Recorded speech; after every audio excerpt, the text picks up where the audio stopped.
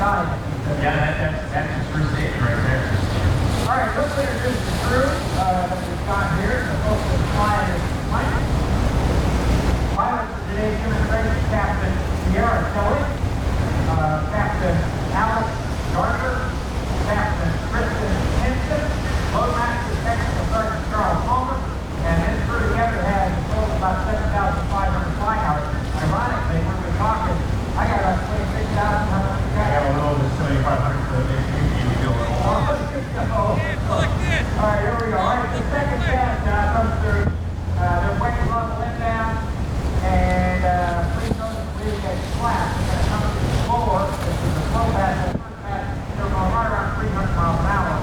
This is the pass when you something about that final approach. You steer down, flaps down, and they can come in and they will land. So right when they're going to actually let it go. When they do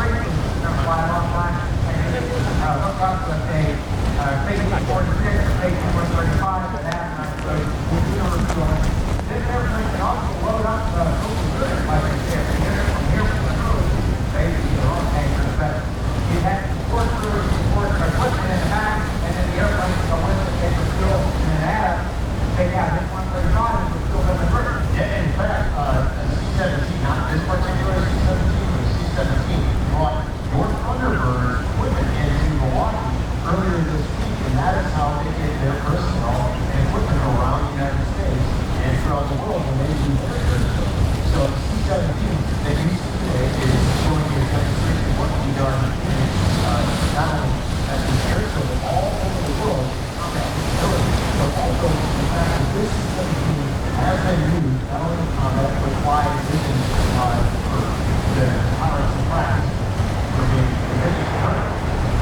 This is exactly what they're doing on the regular basis. This aircraft is going to fall back in 1991 in the place